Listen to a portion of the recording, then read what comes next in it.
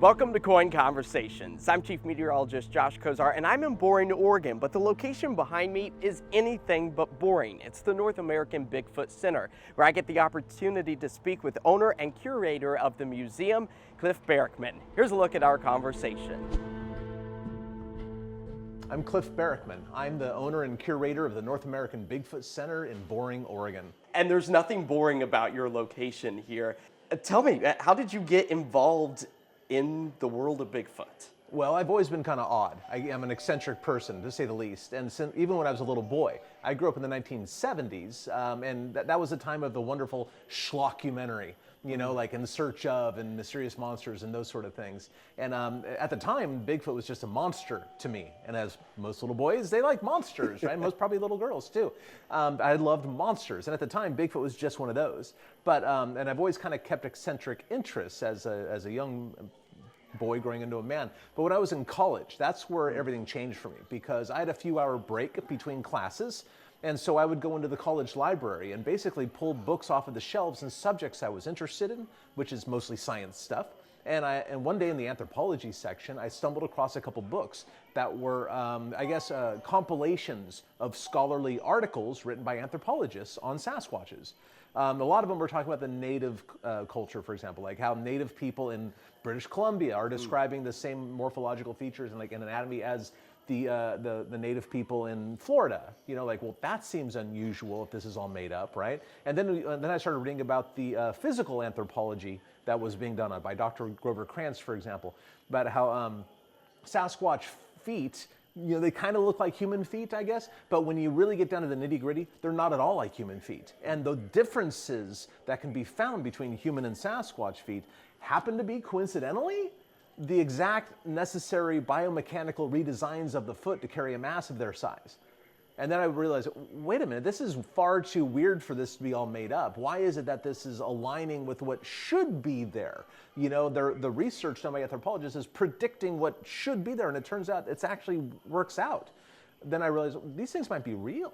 So I started, you know, camping and backpacking in places where Sasquatches had been seen. I was already doing it anyway, but where Sasquatches had been seen before. And here I am 30-something years later, just completely drowning in the subject every day. I think a lot of people would have to ask, have you actually seen one for yourself? I think I've had two really bad sightings, like really lousy sightings. One was in North Carolina, about 2 in the morning. I saw it through a thermal imager for about 6 or 8 seconds. And another one, I may have seen one in Tyler, Texas, on this power line cut, walking out from the woods from about 300 or 400 yards. But neither sighting was very good, honestly, which is why I'm out in the woods at least once or twice a week anyway, trying to get a better sighting. And that's still today that you're in search of Bigfoot. Yeah, I view that as, honestly, I view that as part of my job now. Like one day a week at least, I'm generally out in the woods doing something, looking around for tracks or something. And a lot of the tracks, you have casts of them here. How does that kind of relationship with people who may spot a track or maybe have a sighting, how do they get in connection with you, and how do you kind of build upon that research? Well, I mean, I get a lot of emails every day. And literally this morning, somebody was asking me to identify some tracks that they sent photographs of to the museum, North American Bigfoot Center. The tracks are really meaningful, I think, in a lot of ways, because they say there's no hard evidence for Bigfoot, but like these are actually hard. You know, they're like, let me whack you on the head with one. You'll see. You know, they're actually really hard. And then these can be analyzed by people who understand like biomechanics and foot morphology and that sort of stuff. They can be analyzed separate. You know, whereas sighting reports, for example, are very subjective. You're kind of held prisoner in a way because due to a number of cultural filters and observational filters and language filters and all that stuff. But here's a physical footprint cast, and you can see some of the features in it, and you can show it to 10 people, and they can come to their own conclusion. So I think that's really the most important relationship, as far as I'm concerned, with the footprint cast. They're less subjective than a lot of the other squishy sort of evidence that surrounds the Bigfoot thing, which relies upon observational skills of people, which I think are poor. And I think a lot of people too may be skeptical of, okay, there's somebody out there creating these tracks. That's how you're able to capture them. I think you do a really good job here at the center of kind of talking about the hoax and again, the science behind the footprint and how that can't be recreated with maybe a wooden block. Or talk to me about how you kind of overcome those obstacles of skeptics who are inevitably among us. Well, it comes down to science, really, because at the end of the day, science is not a body of knowledge that, academics and ivory towers are hoarding and away from the rest of us. Science should, in my opinion, is kind of like a verb. It's something you do. You ask a question, you go gather information to see if that information supports the answer to your question that you guess, your hypothesis. So when I'm looking at footprints in the ground, I look for consistency with the data set. Or human prints for that matter. Like human prints look very, very different than Sasquatch tracks usually in the ground. And so you can look at the purported track and come to the conclusion, is it a human or a Sasquatch based on some of the things you see in it? Does it follow these patterns that human prints or Sasquatch prints follow? And we have excellent examples literally on the wall here in the museum. Like in that cabinet right there, behind the camera over there, I'm looking at a cast from 1991. That was obtained in the Blue Mountains out of Washington, Oregon, right on the border, and a cast right next to it that I personally cast in 2023. And you can see the shape of the footprint is exactly the same, despite the fact different people cast it in different years, etc. And those differences can be found in a number of other Sasquatch tracks. And those differences are caused by different foot anatomy, essentially, between humans and Sasquatches. So it's right there. It's the pattern, it's the repeatability that we look for in the scientific process.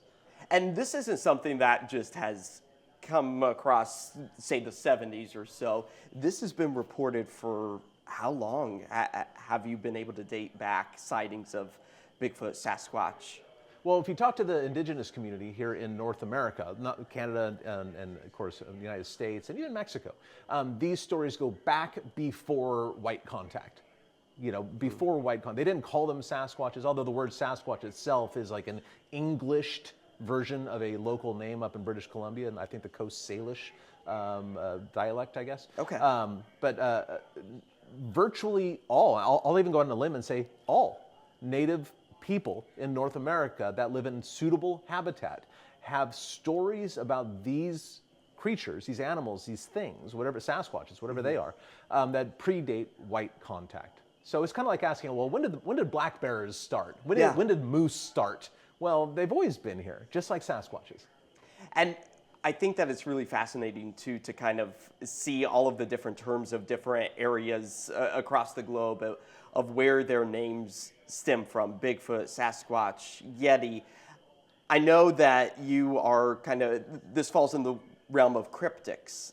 Cryptids. Tell me a little bit about how Bigfoot falls into that category and why he is in that category and what a cryptid is. Okay, well, a cryptid is an animal that has yet to be officially recognized, and a lot of them just simply don't exist, honestly. Like, I don't think there's any real biological species behind dogmen or even Mothman or whatever. Yeah. But some of these things I think are actually biological species, Sasquatch being one of them. I think the river and lake monsters, I think there might be something there as well. But a cryptid is the animal itself under this larger umbrella term of cryptozoology. Crypto is a Greek word that kind of means hidden, and zoology is animal study, right?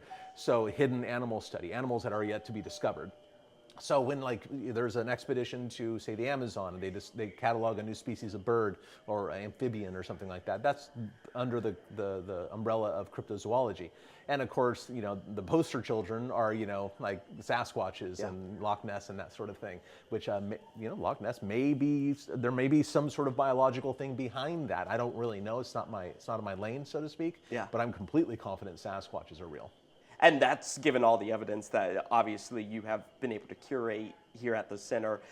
Why in particular is the Pacific Northwest kind of known as Squatch country? Why is this the perfect spot? Well, actually, it's because all the early researchers lived here. And so it's kind of like the same reason that the victors of the war get to write the history. Yeah. And so all of the early researchers lived here in the Pacific Northwest. And that's really why, because they started hearing about these stories in the Pacific Northwest and doing their investigations in the Pacific Northwest. Now, mind you, the Pacific Northwest is excellent for Sasquatches because being a wild animal, wild animals need three main things: food, water, and cover. And all three of those things are in abundance here in the Pacific Northwest. But there are other areas in the country that have those same three ingredients, and sure enough, they have Sasquatch reports there as well.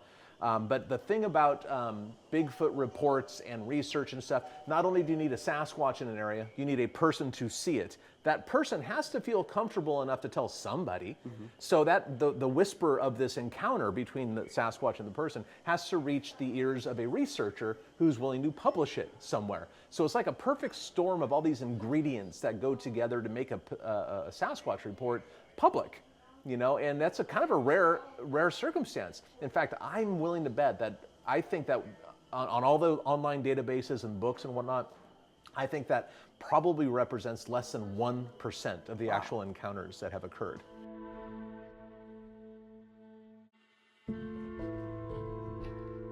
It's not just you in the world of Bigfoot. There's a whole community. Talk to me about how you guys come together. Is it yearly? Do you all on speed dial? Talk to me about kind of that community that is around Bigfoot. Well, community is a rough word for that one because obviously we're a bunch of weirdos, right? Like eccentric, stubborn weirdos who are out there looking for things that everybody else says is even real. You know, it takes a certain kind of personality to do that, right? So the Bigfoot community, it's an odd word for it, but but we do use that term sometimes.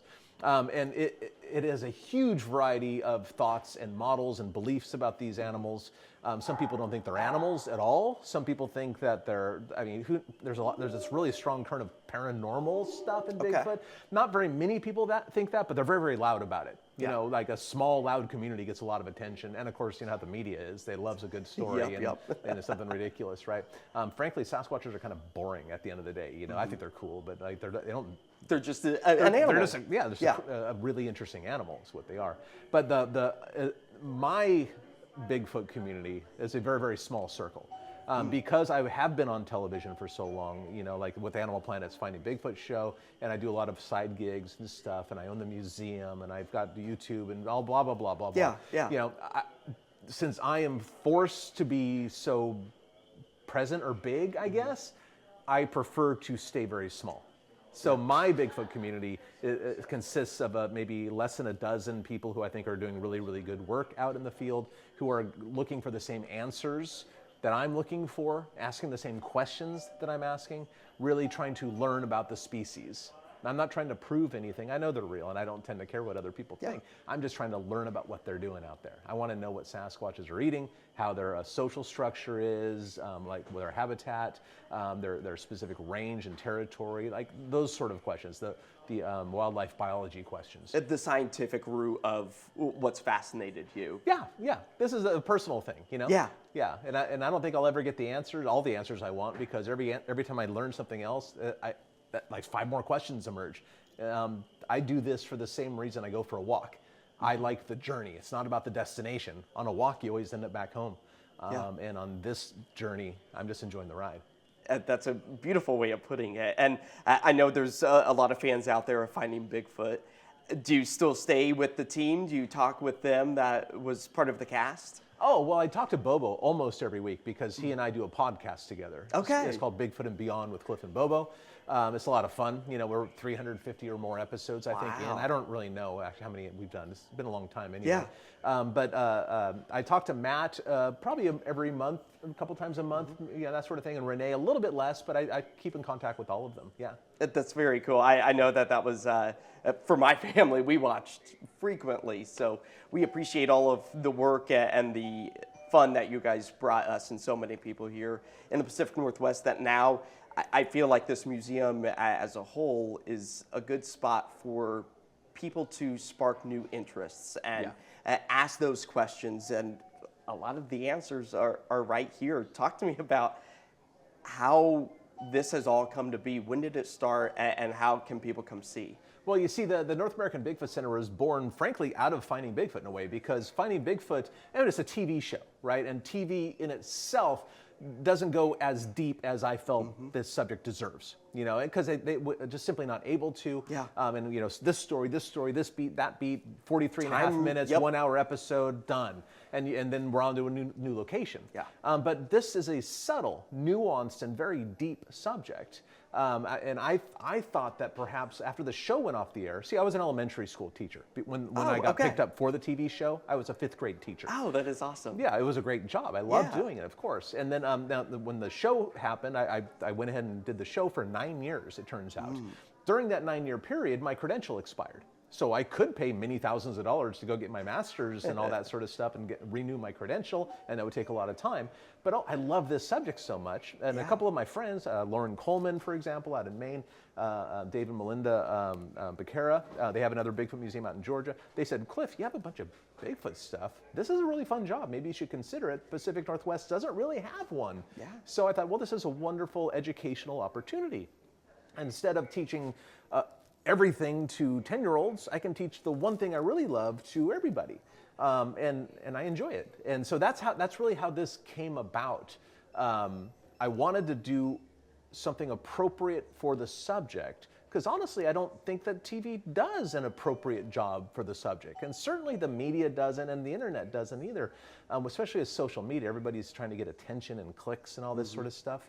This is a different, this is like I said, a subtle, deep subject that deserves a greater degree of attention, I believe, especially to be taken seriously.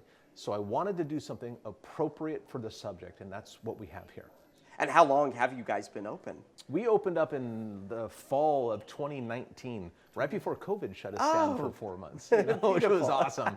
Yeah, so I thought I'd lost all the savings I had that I saved up on the TV show, and because I didn't borrow any money for this, I put my own money into this, and I thought I lost everything, honestly. You know, it was horrifying, but through the good of the Bigfoot community, as we mentioned earlier, they supported me and bought T-shirts and helped me try to cover rent. Never quite did, but like it helped. It helped, certainly. And obviously, this is a hit. I mean, we've seen a stream of people coming in today. It's Wednesday, right around noon or so.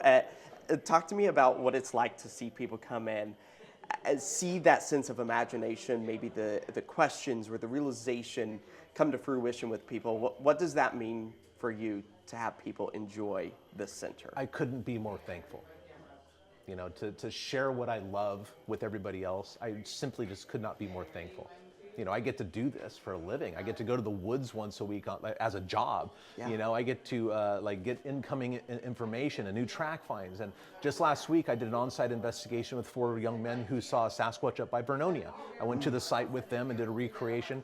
3 weeks before, somebody saw one up in Welch's. I was on that site the very next day, and I found and cast a footprint. Wow. Like, this is a dream job for me. And I'm just so deeply thankful for the opportunity.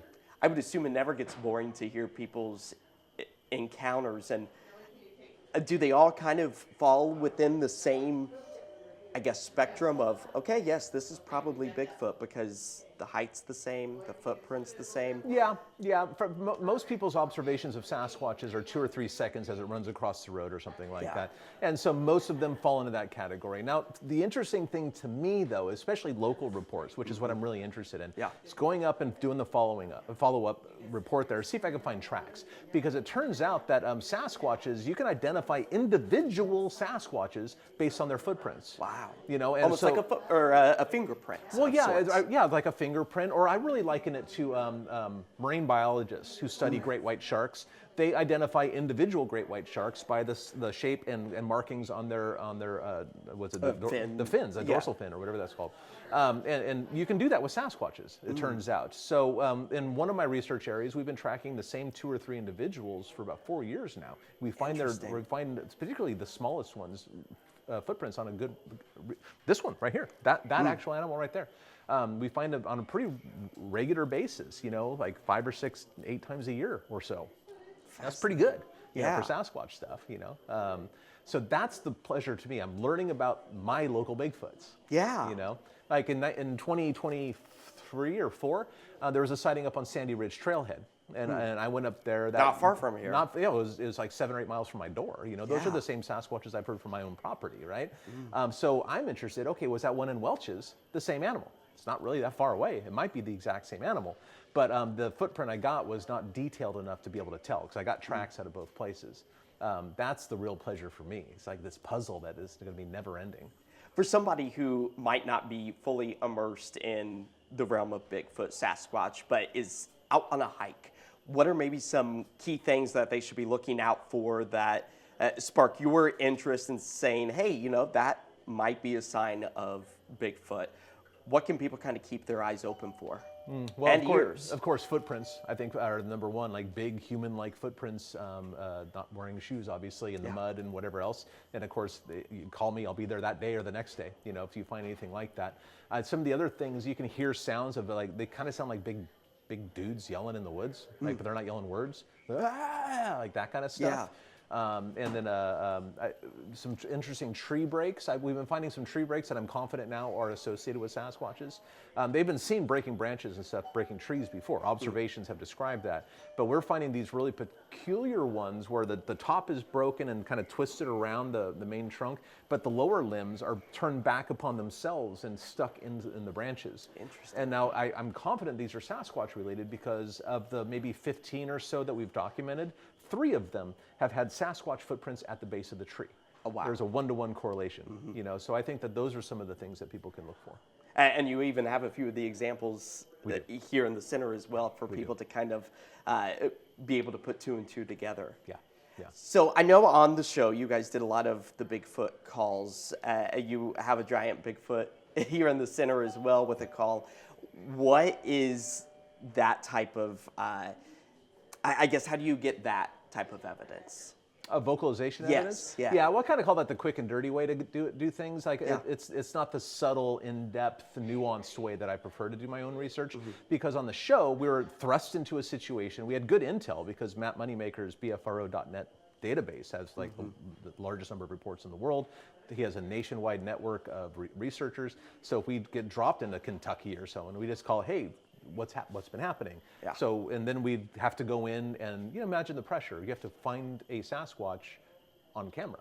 That's kind of a lot of pressure. You only get a couple with of the days name, to do it, right? Finding Bigfoot. But we did it. I think we batted more than 50%. And, you know, and if that's baseball, man, that's Hall of Famer, right? Good game. Yeah, it's a really good game, right? So that's what that's for. Like, can you get into an area? Can you get some sort of sound from an unexpected, like a Sasquatch that isn't expecting you to be there, and then get something for the camera and the audience? You know. So that's what that was about. I personally don't do a lot of that in my local areas because Sasquatches are clever animals and they figured it out pretty quick. Be able to catch on. Well, yeah, like, oh, that they're trying to fool us, and you know, then they're going to stop responding. So we don't really do a lot of that. Actually, we look for the more subtle signs of footprints and things. That is absolutely fascinating. Cliff, thank you so much for taking the time to be able to share your center that you have crafted, you've put your heart and soul into, and now being able to share it with the community. I really appreciate you taking the time. Oh, I'm thrilled to do so. We depend on the community, not only for recent sighting reports and encounters and that sort of stuff, but also one of the things we do at the museum is we're archiving historical documents and whatever else. So there's historical casts out there have come to us, there's documents, there's newspaper clippings. We're doing everything like a grown-up museum does, but we're doing it in the world of Bigfoot. It's amazing. And if people need to get in contact with you or want to come down here, what's the best way to do that? NorthAmericanBigfootCenter.com. Perfect. Thank you again, Cliff. Really appreciate it. Thank you. I appreciate it.